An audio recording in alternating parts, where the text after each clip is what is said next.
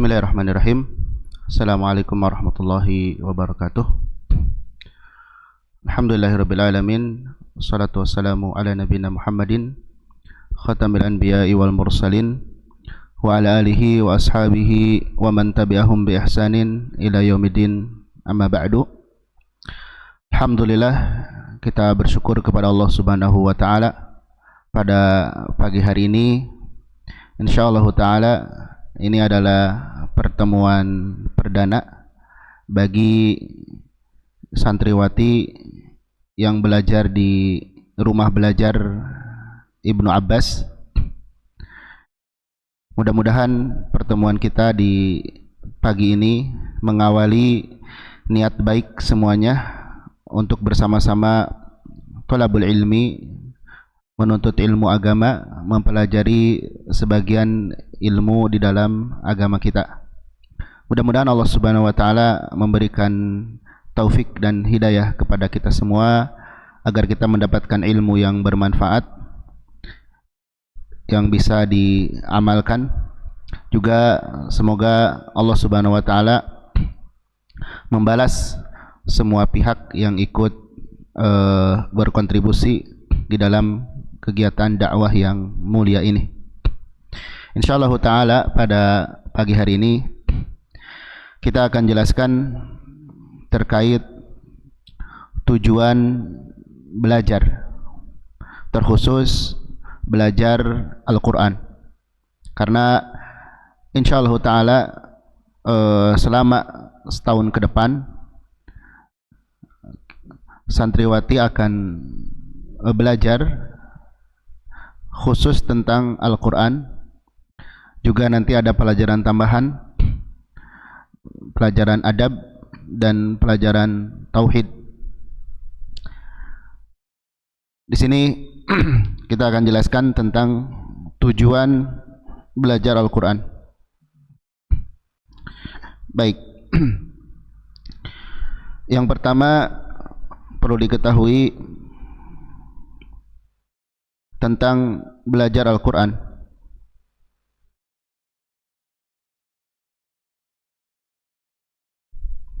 Kegiatan belajar Al-Quran merupakan kegiatan yang mulia. Bahkan Nabi SAW menyatakan khairukum man ta'allama al-Qur'ana wa 'allamah. Di dalam hadisnya Nabi menyebutkan sebaik-baik kalian adalah orang yang belajar Al-Quran dan mengajarkannya. Nah, apa yang dimaksud dengan belajar Al-Quran? Atau apa yang dipelajari dari Al-Quran? Kata para ulama, belajar Al-Quran itu mencakup dua hal, ya. Pertama, mempelajari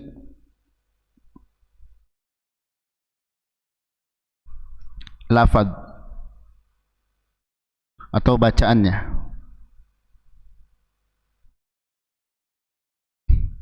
Mempelajari lafaz atau bacaannya. Kemudian yang kedua, mempelajari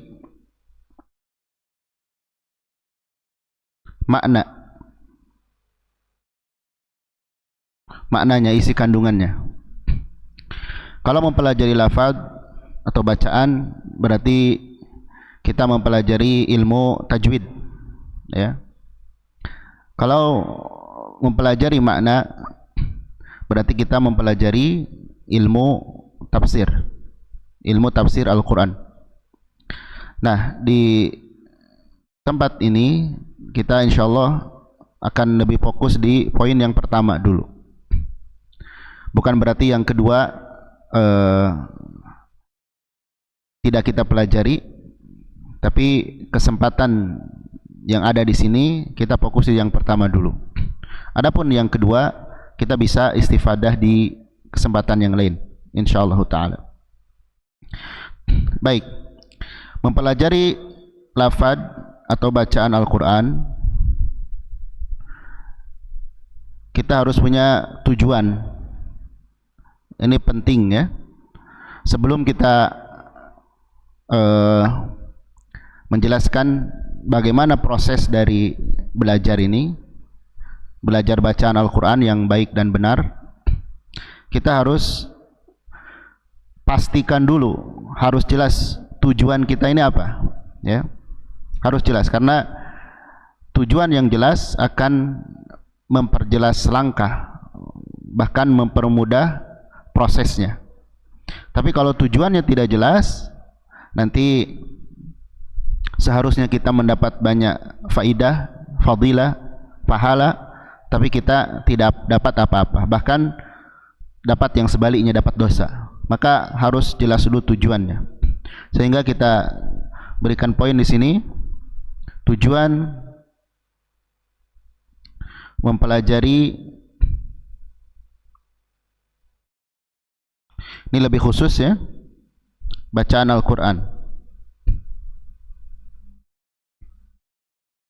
Jadi kalau ditanya untuk apa belajar Al-Quran, kenapa harus belajar Al-Quran, di sini ada dua poin, atau ada dia dua poin besar. Nanti setiap poin ada turunannya. Pertama ada tujuan pokok atau tujuan utama, ya. Tujuan pokok dan tujuan utama. Tujuan di sini bisa juga kita artikan niat, ya. Niat kita ini apa? Niat utama, niat pokok dari mempelajari bacaan Al-Quran ini untuk apa? Yang pertama, jelas ketika kita mempelajari Al-Quran, ya, hendaklah niat utamanya ingin mendapatkan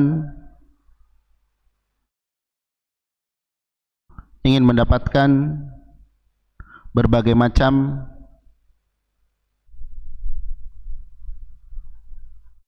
keutamaan yang dijanjikan Allah dan Rasulnya.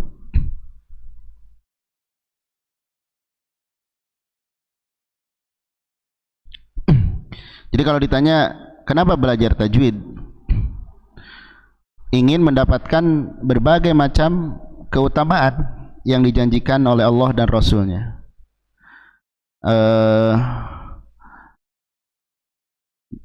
Di buku yang barangkali sudah dibagikan,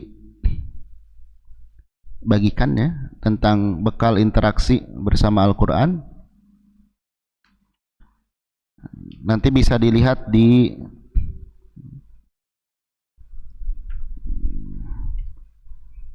yang paling dekatnya, nanti bisa dilihat di halaman ke-21, ya, tentang berbagai macam keutamaan kita berinteraksi dengan Al-Quran. Paling tingginya masuk surga, paling tingginya ingin masuk surga, karena memang Nabi Muhammad SAW memerintahkan kepada kita agar meminta surga melalui Al-Quran, dan diizinkan, syariat mengizinkan kita minta surga kepada Allah melalui Al-Quran. Dalam salah satu hadisnya Nabi Muhammad SAW bersabda, "Ta'allamu kitab Allah, pelajarilah Al-Quran, wasalullaha bihi al-jannah, mintalah kepada Allah surga dengan Al-Quran tersebut." Jadi diizinkan kita ingin surga melalui Al-Quran. Memang banyak keutamaannya, ya, seperti mendapatkan pahala dari satu huruf yang dibaca 10 kebaikan. Ini luar biasa, ya. Amal soleh kita mudah kita lakukan hanya dengan membaca satu huruf mendapat 10 pahala, apalagi lebih dari itu. Kemudian Al-Quran akan menjadi teman kita di alam barzakh, akan menolong kita pada hari kiamat, akan memuliakan kita dan memuliakan kedua orang tua kita, sampai Al-Quran akan menempatkan kita di surga yang paling tinggi kelak di akhirat. Ini tujuan-tujuan pokok utamanya, ya. Ini harus kuat dulu dalam hatinya. Karena kalau tujuan atau niat pokok ini sudah kuat, insyaallah taala nanti akan lebih mudah untuk istiqomah. Karena perkara istiqomah sangat dipengaruhi oleh niat. Semakin seorang itu ikhlas, berusaha ikhlas, maka akan semakin kuat, besar dia untuk istiqomah. Tapi semakin niatnya tidak jelas atau ada niat-niat yang lain, maka seiring berjalan dengan waktu akan nampak apa yang dia inginkan. Baik. Kemudian di antara tujuan pokok, tujuan utama dari belajar Al-Qur'an, sarana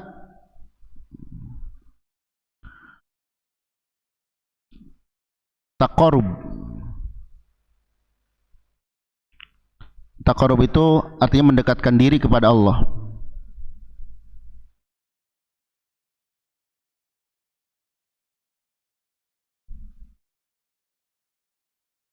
Ya, sarana taqarrub untuk mendekatkan diri kepada Allah Subhanahu wa taala. Banyak cara, ya, kita mendekatkan diri kepada Allah Subhanahu wa taala. Yang paling mudah dan kapanpun bisa dilakukan, misalnya dengan doa, dengan salat, dan dengan membaca Al-Qur'an, dengan zikir, ya. Karena jangan sampai ketika kita belajar Al-Qur'an malah dijadikan sarana untuk mendekatkan diri kepada manusia, ingin dapat nilai dari manusia. Dan itu terjadi. Nabi menggambarkan, ya, dalam hadis tadi, hadis yang menyebutkan agar kita belajar Al-Quran dan memohon surga, Nabi menyebutkan akan datang suatu masa manusia justru dengan Al-Quran ini dia mencari dunia, ya, dia mencari dunia, berharap dunia. Maka dari itu, kalau kita tidak dipakai taqarrub kepada Allah, maka khawatir dipakai taqarrub kepada manusia, ya. Juga yang berikutnya, sebagai alat bukti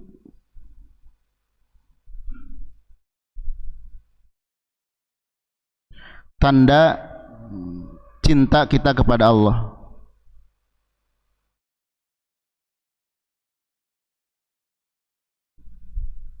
Tanda cinta kepada Allah Subhanahu wa taala. Dulu generasi salaf, diantaranya Abdullah bin Mas'ud radhiyallahu an, mengatakan, kalau engkau ingin tahu bagaimana engkau di mata Allah atau Allah di dalam hatimu, maka ukurlah dengan Al-Quran. Kalau engkau mencintai Al-Quran, maka engkau telah mencintai Allah dan Rasulnya. Dan jika engkau tidak atau membenci Al-Quran, maka seperti itulah kita, ya. Jadi sebagai alat bukti tanda cinta kepada Allah Subhanahu wa taala dan bukti keimanan kepada Allah Subhanahu wa taala, ya. Tanda cinta juga bukti keimanan. Bukti keimanan. Makanya nanti orang yang beriman dengan membaca Al-Quran akan bertambah keimanannya. Maka poin yang keempat, sebagai sarana menambah keimanan.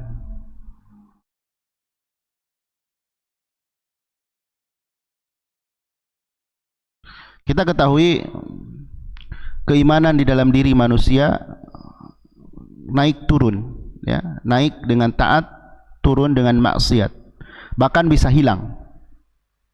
Dengan kita interaksi bersama Al-Quran, keimanan akan nambah, ya. Sebagaimana disebutkan di dalam beberapa ayat, kalau orang beriman itu fazadathum imana, ayat akan menambahkan keimanan kepada mereka, ya. Kemudian yang kelima, sini saya bawakan 5 poin saja, ya. tidak ingin termasuk golongan yang diadukan oleh Nabi kepada Allah kelak. Nanti di akhirat Nabi SAW mengadu kepada Allah, Ya Rabbi inna qaumi ittakhadhu hadzal Qur'ana mahjura.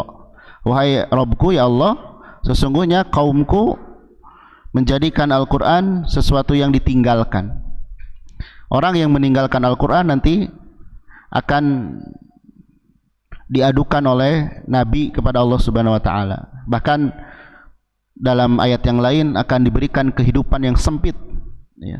Nah, ini tujuan pokoknya dari belajar Al-Quran. Baru setelah itu ada tujuan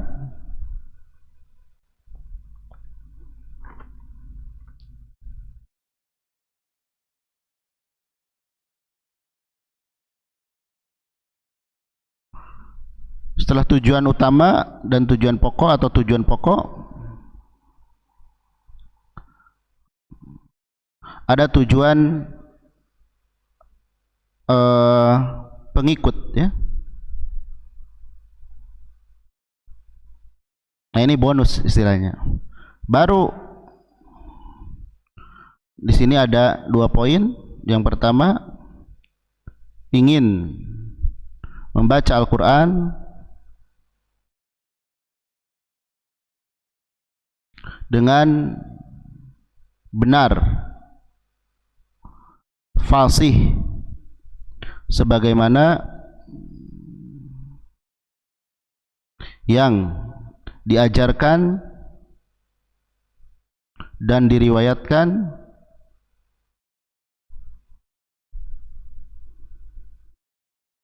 dari Nabi sallallahu alaihi wasallam. Ingin membaca Al-Quran dengan benar, fasih, sebagaimana yang diajarkan dan diriwayatkan dari Nabi sallallahu alaihi wasallam, ya. Artinya, kalau niat kita yang utama terlebih dahulu, ya, nanti ketika proses belajar, lalu misalnya qadarullah kita lamban, sulit bisa, kita nggak akan putus asa. Kenapa? Karena kita tidak akan merasa rugi. Kita tetap akan mendapatkan pahala dari bacaan kita, baik yang lancar maupun terbata-bata. Kita akan dapat pahala dari berangkatnya kita dari rumah menuju tempat belajar. Kita akan dapat pahala berkumpulnya di majelis untuk belajar Al-Quran, ya. Walaupun nanti kemampuan kita sulit, misalnya gak bisa-bisa, tidak fasih misalnya, gak masalah, pahala tetap dapat, ya. Kemudian yang berikutnya, tujuan pengikut ini menghindari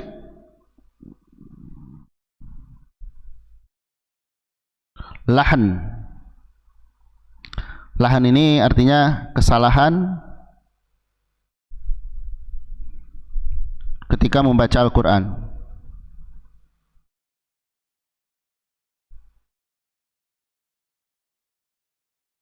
Baik, ini yang dijelaskan oleh para ulama. Jadi simpelnya, kalau ditanya kenapa kamu membaca Al-Quran, pertama, saya ingin dapat pahala, iman saya ingin bertambah, saya ingin semakin cinta kepada Allah, Allah pun semakin cinta kepada saya, ingin bacaannya fasih, dan ingin terbebas dari kesalahan. Simple. Itu tujuan yang harus dibangun sejak awal. Kalau tujuan ini goyah, kita bukan hanya saja rugi, tapi celaka di akhirat. Sebagaimana dalam hadis Nabi Muhammad SAW bersabda, Nabi mengatakan tentang 3 kelompok yang dilemparkan ke dalam api neraka, yang mana salah satunya adalah seorang ahli ilmu dan ahli Al-Quran. Kenapa bisa demikian? Kenapa ahli ilmu, ahli Al-Quran bisa kemudian malah dilemparkan ke dalam api neraka? Ternyata karena niatnya yang salah. Niatnya dia ingin sekedar mahir. Bagus kalau ingin mahir, tapi dibalik kondisi dia atau pencapaian dia dari kemahirannya itu, dia ingin orang lain memujinya. Jadi ingin mahir, dan dengan kemahirannya dia harapkan pujian dari orang lain. Riya, ya. Ini bahaya. Nabi menggambarkan seperti itu agar kita tidak termasuk ke dalamnya. Karena kenapa? Orang yang mahir Al-Quran, ya, bukan hanya terpuji di hadapan Allah. Manusia saja sudah merasakan takjub, kagum, ya, kepada orang yang misalnya bacaannya bagus, hafalannya bagus, akan mudah orang lain memuji kita. Sementara hati kita ini lemah dengan pujian.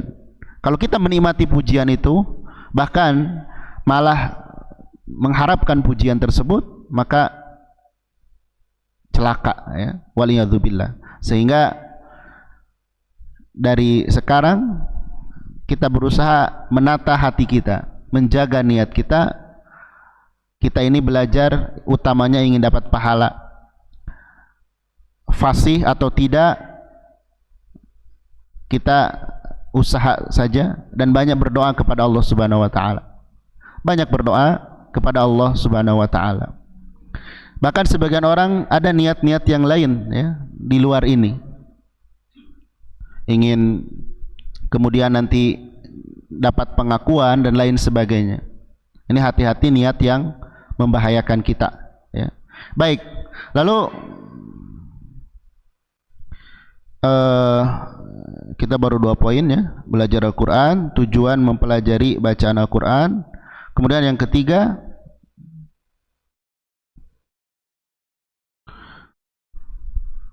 bagaimana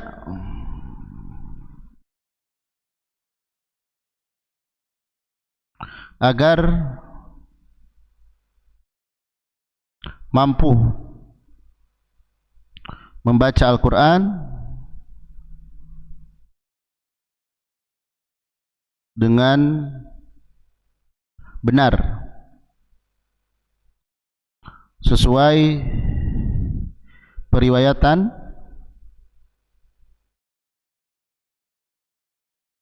dan agar terhindar dari kesalahan.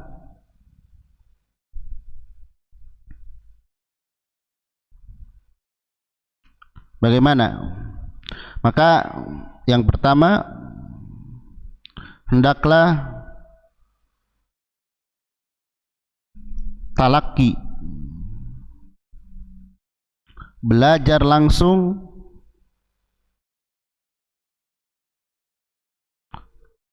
kepada guru yang mumpuni di bidangnya.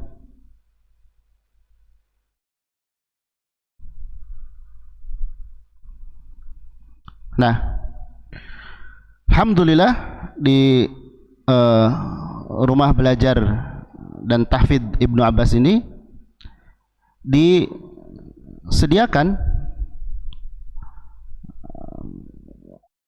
para pengajar yang insyaallah taala bisa membimbing kita, ya, baik dari pemula maupun tingkat lanjutan. Belajar langsung kepada guru yang mumpuni. Kenapa harus belajar langsung? Karena perlu diketahui, Al-Quran itu turun atau sampai kepada kita dengan periwayatan, contoh bacaan, dari contoh bunyi. Nabi mengajarkan kepada para sahabat, sahabat kepada tabi'in, tabi'in kepada tabi'ut tabi'in, terus sampai kepada kita melalui lisan, melalui pendengaran, langsung belajar kepada guru, ya. Jadi hendaklah talaki, belajar langsung kepada guru yang mumpuni di bidangnya, Ya. Kemudian yang kedua, belajarlah sampai tuntas. Nah, untuk Al-Quran batasan minimal itu khatam 30 juz semuanya ya. Khatam 30 juz baik dengan hafalan maupun dengan melihat mushaf.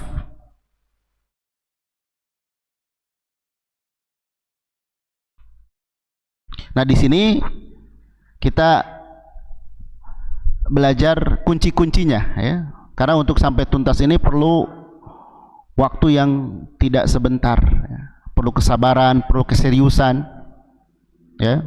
Tapi paling tidak kita punya kunci-kuncinya ya. Jadi belajarlah sampai tuntas ya. Kemudian yang ketiga, agar mendapatkan bacaan yang benar dan terhindar dari kesalahan, pelajarilah kaidah-kaidah tajwid, ilmu tajwid ya, baik dari matan atau bait-bait syair ya, ataupun dari uraian. Pelajari kaidah-kaidah ilmu tajwid ya. Ini sebagai pembantu kita ya. Lalu yang keempat, banyak menyimak bacaan para ulama.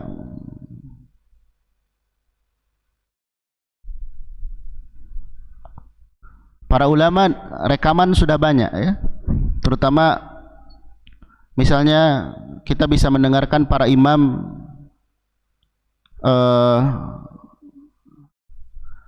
baik yang terdahulu maupun yang sekarang ya. Nanti kita bisa nanya kepada guru kita mana yang cocok untuk didengarkan. Tidak semua yang ada di rekaman itu pas untuk didengarkan dan untuk ditiru. Sebagian ada, terutama misalnya yang belum jelas orangnya, hanya wah ini enak. Nah, jangan seperti itu. Jadi bacaan yang kita dengarkan itu memang bacaannya para ulama ya. Baik, jadi hendaklah talaki, belajar sampai tuntas, pelajari kaidah-kaidah ilmu tajwid, banyak menyimak bacaan para ulama ya. Kemudian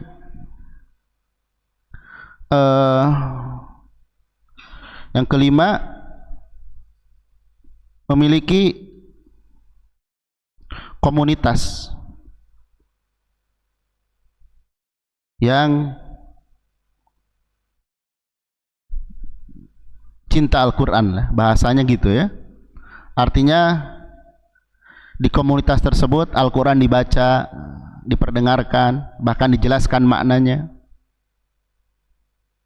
Lalu jangan lupa ya, sabar, serius, dan banyak berdoa. Banyak berdoa kepada Allah Subhanahu wa taala agar diberikan kemudahan. Agar diberikan kemudahan ya. Jangan misalnya mengandalkan kemampuan diri ya. Mengandalkan kemampuan diri atau merasa guru saya hebat. Tidak, tetap berdoa kepada Allah Subhanahu wa taala ya. Baik, itu diantara kiat-kiat ya, agar kita bisa membaca Al-Quran dengan baik dan benar sesuai dengan yang diriwayatkan dan agar terhindar dari kesalahan membaca Al-Quran. Lalu yang keempat, nah ini tahapan ya, tahapan belajar Al-Quran.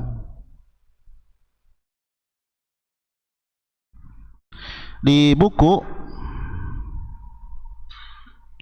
itu sudah ada, nanti di bab 5 ya, bisa dilihat di halaman 101, mulai dari halaman 101 ya.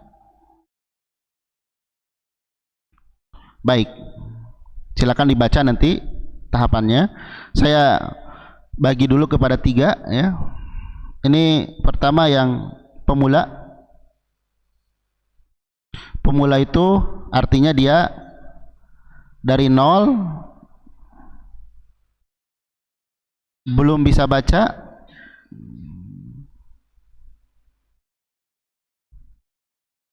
baca sampai mampu membaca. Tapi belum jelas bacaannya benar atau salah gitu. Yang penting bisa baca aja. Ya. Kemudian ada tingkat lanjutan. Nah, ini mampu membaca sampai menerapkan hukum dasar.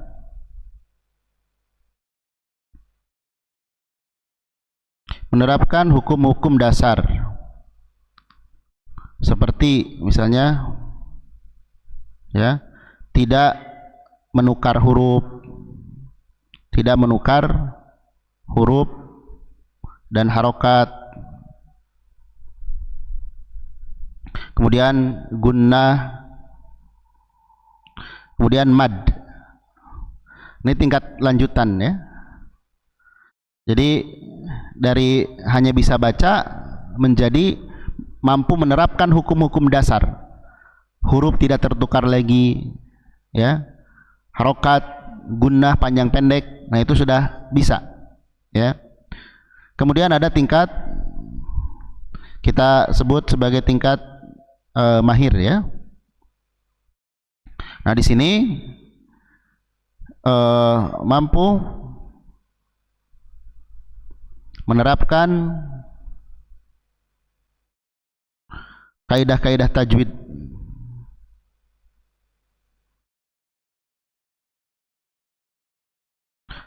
menyeluruh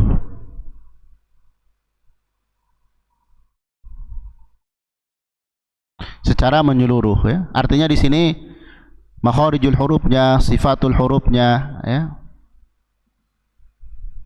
Ini dia mampu menerapkannya.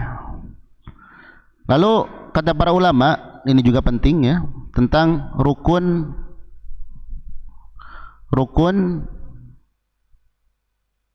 bacaan bertajwid.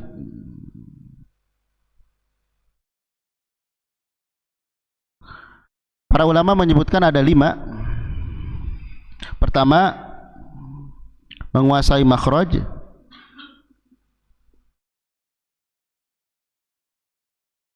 Kedua, menguasai sifat.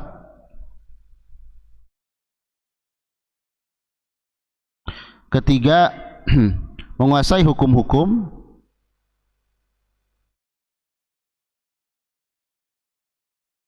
Keempat,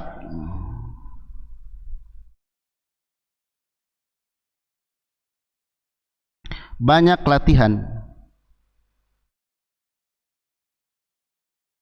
Di sini riyadhah. Makanya nanti ada kitab riyadhah yang dipelajari di sini ya. Nah, ini sarana untuk memudahkan. Dan yang kelima, banyak menyetorkan, banyak atau sering ya menyetorkan bacaan kepada guru yang ahli.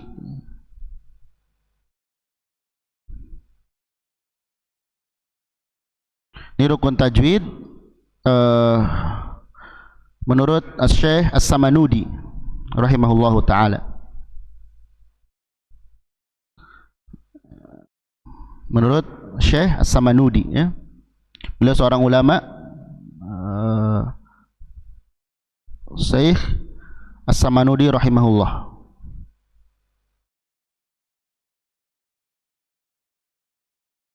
Baik. Nah, nanti kita tinggal ukur diri kita ada di mana. Kalau kita lihat ukuran para ulama, ada lagi seperti disebut pemula itu siapa, pertengahan itu siapa, mahir itu siapa. Kalau standarnya para ulama itu lebih tinggi lagi. Contoh ya, misalnya kata Syekh Ali Ad-Doba, disebut pemula itu kalau menguasai 3 qiraat atau 3 riwayat. Kita 1 riwayat aja belum misalnya, maka itu lebih tinggi lagi standarnya, ya. Baik. Nah, ini gambaran secara umum, ya, gambaran secara umum. Lalu nanti insya Allah catatan ini akan di-share, ya, di grup. Lalu sekarang lebih spesifik di Ibnu Abbas, ya.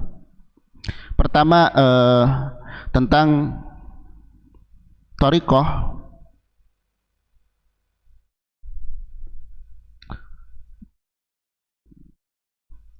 Thariqah atau metode, ya. Metode yang diterapkan, yang akan diterapkan di rumah tahfidz Ibnu Abbas. Nah, singkat.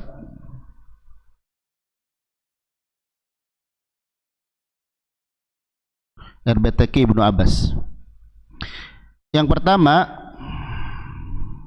ya, akan mempelajari kitab Riyadhah.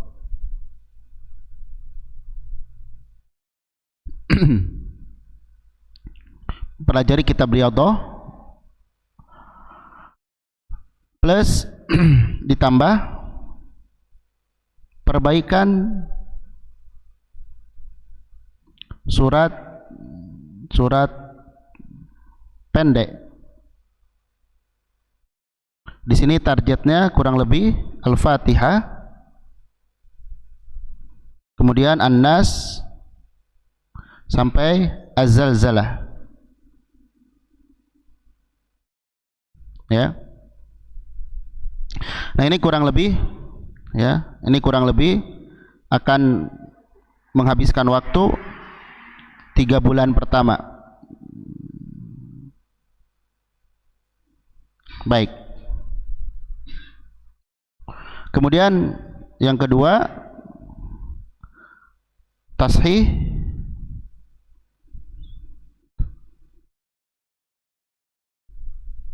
atau perbaikan, ya. Perbaikan bacaan surah Al-Bayyinah sampai An-Naba.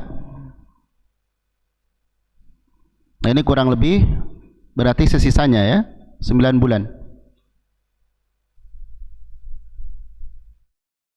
Jadi 1 tahun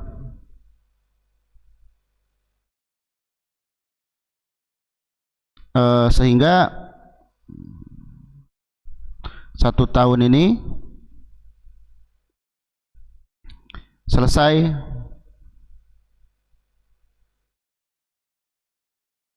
kitab Riyadhah, kemudian juz 30, kemudian nanti ada materi tambahan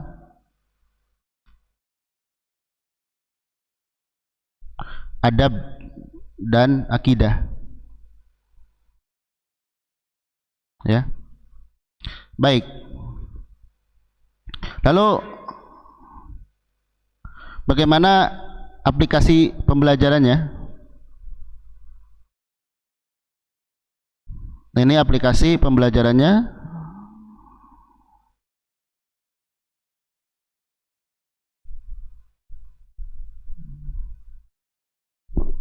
Di sini kita memakai metode sebagaimana yang para ulama sarankan. Pertama metode samai. Artinya guru mencontohkan.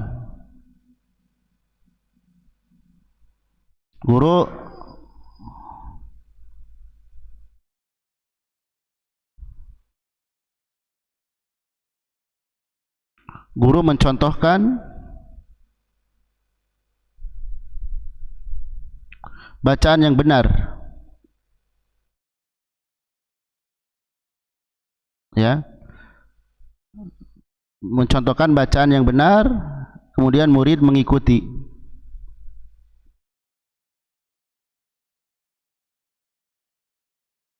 Jadi misalnya nanti di kitab Riyadhah di halaman sekian guru mencontohkan dulu, lalu murid mengikuti. Dan guru menjelaskan nih, ini cara bacanya seperti ini, hati-hati kesalahannya seperti ini, ya. Kemudian ada metode al-'ard. Kalau al-'ard, murid membacakan kepada guru.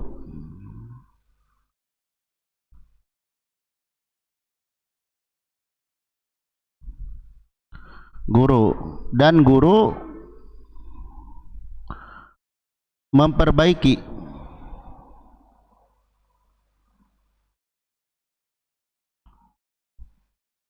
Jika terdapat kesalahan.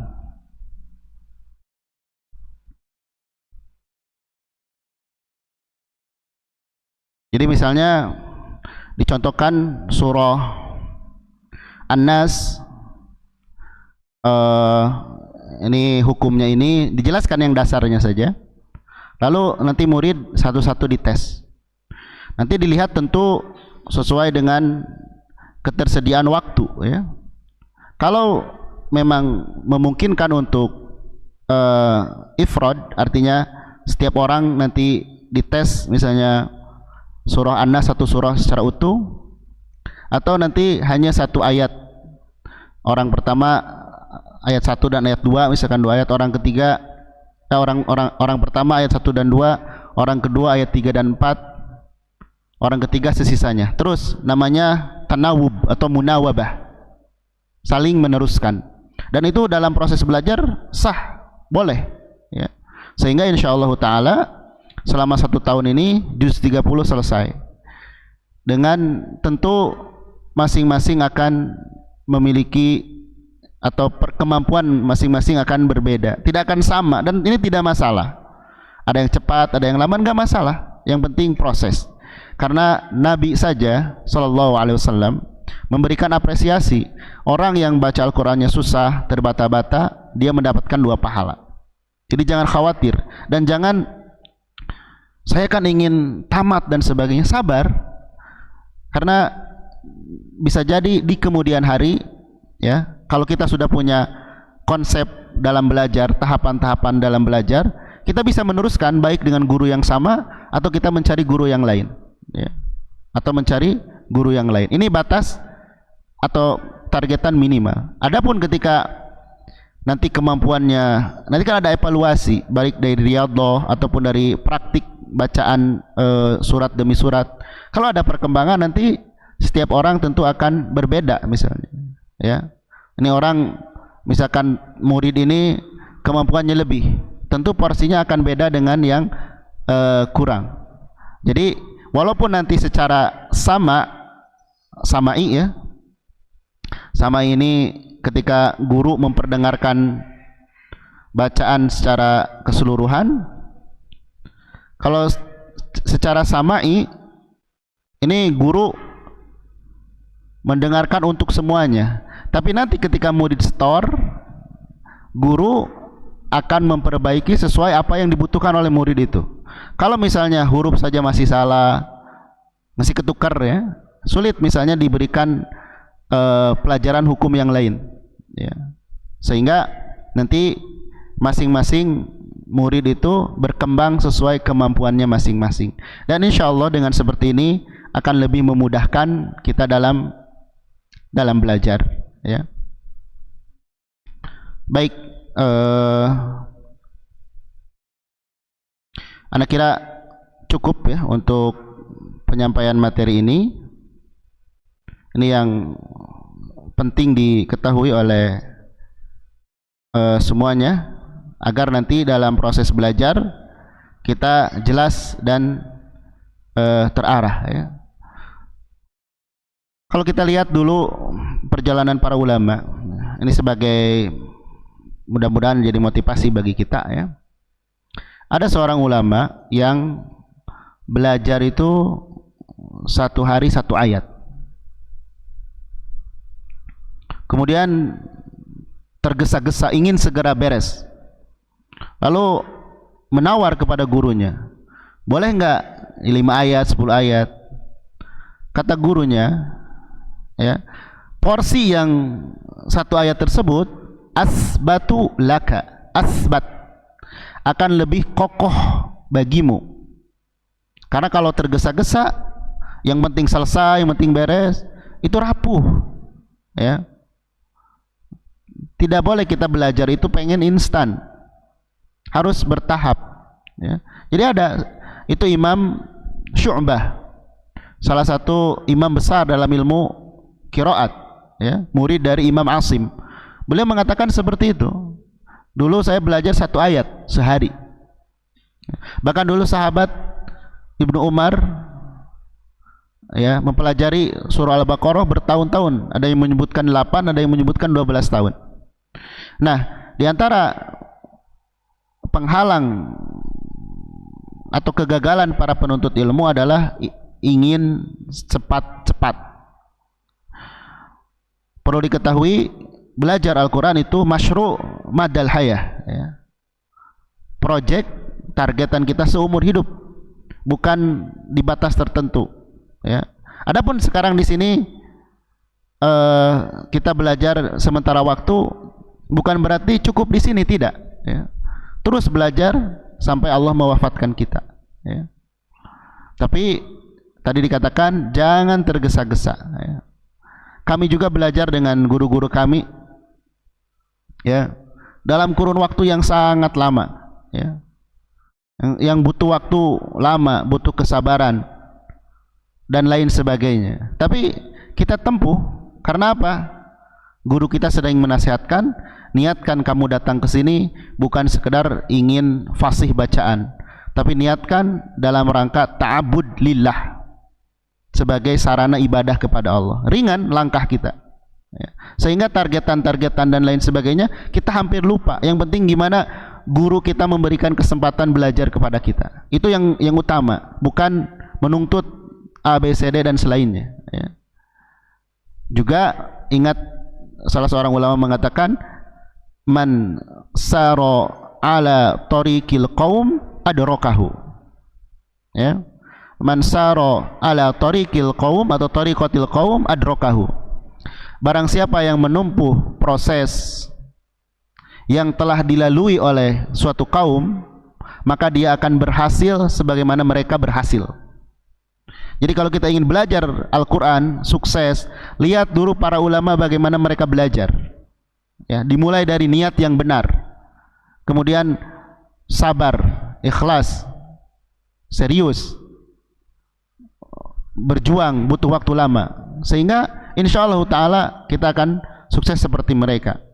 Juga kenapa di sini ada tambahan materi adab dan akidah? Perlu diketahui, kalau kita buka buku tajwid yang dahulu, yang klasik, sebelum membahas tentang hukum idgham, ikhfa, izhar, makharijul huruf, sifat, di bab muqaddimah para ulama selalu membahas tentang tauhid atau tentang adab, dibawakan. Agar kenapa?